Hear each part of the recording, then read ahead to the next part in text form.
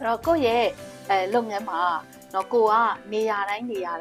တိုင်းချိန်တိုင်းမှာပါနေရမယ်ဆိုလို့ရှိရင်ကျွန်တော်တို့လုပ်ငန်းရှင်တွေက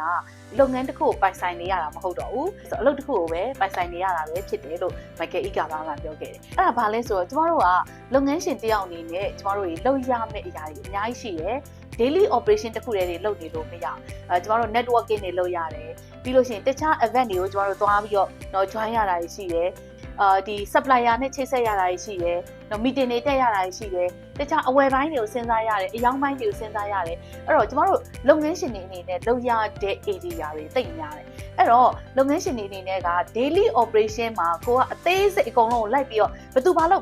်ဘယ်နေရာကိုဘယ်သူသွားဆိုပြီးတော့အသေးစိတ်လိုက်ပြီးတော့ဒါပြောနေရမယ်ဆိုရင်ဒါဆိုရင်သိကြတယ်ကျမတို့တကယ်လုပ်ငန်းကိုပို့ပြီးတော့တိုးတက်အောင်ကျမတို့တွေလုပ်နိုင်ဖို့အချိန်ရှိမှာမဟုတ်တော့အဲ့ဒါကိုအားလုံးလက်ခံကြမယ်လို့ထင်တယ်ဒါဆိုလို့ရှိရင်ကျမဒီမှာလုပ်ငန်းရှင်တွေအတွက်အကြံဉာဏ်လေးထုတ်ပေးချင်တာကအဲ့လိုမျိုးဖြစ်နေတယ်အဲ့လိုမျိုးကြုံနေရတယ် daily operation တွေမှာကိုမပါလို့မဖြစ်နေဘူးကိုမပါလိုက်တာနဲ့အကုန်လုံးကတော့ပြောင်းပြန်နေဖြစ်ကုန်တယ်ဒါဆိုလို့ရှိရင်ကျမတို့တွေ system တစ်ခုတော့လိုအပ်နေပြီဖြစ်တယ်အဲ့တော့လုပ်ငန်းအတွက်လုပ်ငန်းစနစ်လေးတစ်ခုကိုတည်တည်ချာချာလေးလုပ်ထားစေချင်တယ်အဲ့တော့လုပ်ငန်းစနစ်လုပ်ထားခြင်းအပြင်ကိုလုပ်ငန်းခွင်မှာမရှိလဲဒီလုပ်ငန်းခွင်မှာရှိနေတဲ့ကျမတို့ team member တွေကျမတို့ရဲ့ဝန်ထမ်းတွေဟာတော့သူ daily လုပ်ရမယ့်အရာတွေကိုသူဟာနဲ့သူအချိန်မဲ့ကောင်ထည့်ပေါ်ရမယ်เนาะဒီလုပ်ငန်းရှင်တယောက်အနေနဲ့ဒီကတက်လာတဲ့ report တွေတော့သူတို့တွေဘယ်လိုနည်းလမ်းတွေနဲ့ဖြည့်ရှင်းထားတယ်ဆိုတဲ့ဟာတွေပြန်ပြီးတော့ analysis လုပ်မယ်ပြန်ပြီးတော့ meeting တွေလုပ်မယ်ဒီလိုပုံစံမျိုးနဲ့သာသွားမယ်ဆိုရင်လုပ်ငန်းရှင်တွေတွေက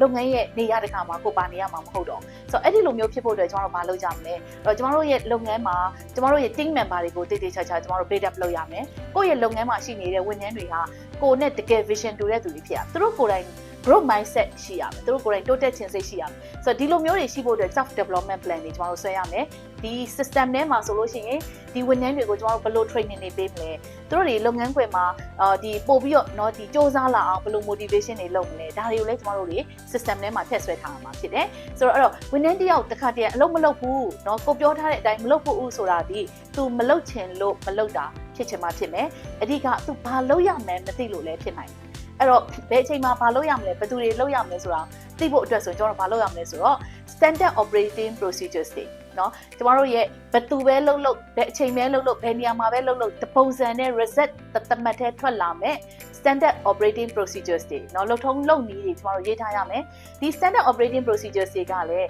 ကိုယ့်ရဲ့ team member တွေနဲ့ကိုက်ညီတဲ့တကယ်ကိုလိုက်ပါအကောင့်ထဲပေါ်နိုင်တဲ့ရိုးရှင်းတဲ့လွယ်ကူတဲ့เนาะသူတို့တွေနားလည်လွယ်တဲ့ standard operating procedure format တွေနဲ့ရေးရမှာဖြစ်တယ်ဒီ process တွေကိုကျွန်တော် process flow diagram တွေဆွဲထားမယ်အဲ့တော့ဒီ process flow တွေ SOPs တွေကိုစနစ်တကျသာရေးထားမယ်ဆိုလို့ရှိရင်ကျမတို့ team member တွေကဘယ်အချိန်မှာဘာလုပ်ရမလဲဆိုတော့သူတို့တည်တည်ချာချာသိပြီးတော့လိုက်ပါပြီးတော့အကောင့်ထဲပေါ်နိုင်မယ်အဲ့ဒီအခါမှာကျမတို့အမားတွေနေသွားမယ် waste တွေလျော့သွားမယ်အဲ့တော့အမားတွေနေသွားတဲ့အတွက်ဘာဖြစ်လဲဆိုတော့သူတို့လည်းလုပ်ငန်းခွင်မှာပိုပျော်ပျော်ရွှင်လာမယ် motivation တွေတက်လာမယ်ဒီ system for your business ဆိုတဲ့အတန်းလေးမှာကျမတို့ကဆွမ်းနာကပြောတဲ့ထိရောက်တဲ့ SOPs တွေကိုဘယ်လိုရေးမလဲเนาะထိရောက်တဲ့ process flow diagram တွေဘယ်လိုဆွဲမလဲပြီးရင်ကိုယ့်ရဲ့ team member တွေဒီ SOP တွေကိုလိုက်ပါအကောင့်ထဲပေါ်နိုင်အောင်အသုံးပြုနိုင်အောင်ဘယ်လိုပြန်ပြီးတော့ training တွေပေးရမလဲဒါတွေကျွန်တော်တို့လေ့လာရမယ်ဒီဝန်ထမ်းတွေရဲ့ absent rate တွေ turnover rate တွေလျော့သွားအောင်ကျွန်တော်တို့ဘာတွေလုပ်ရမလဲဒါတွေကျွန်တော်တို့လေ့လာရမယ်ပြီးရင်ကျွန်တော်တို့ ਨੇ ဒီဝန်ထမ်းတွေနဲ့ကြားမှာပို့ပြီးတော့เนาะအချိတ်ဆက်မိမိရှိဖို့ဝန်ထမ်းအချင်းချင်းအချိတ်ဆက်မိမိရှိဖို့အတွက် workplace management system ကိုလည်းဒီမှာလေ့လာရမယ်အဲ့တော့ကျွန်တော်တို့ရဲ့ Genius Training Center ကနေပြီးတော့system for your business ဆိုတဲ့အတန်းလေးတွေကိုဖွင့်ပေးဖို့ရှိပါတယ်အဲ့တော့ဒီသင်တန်းတွေကို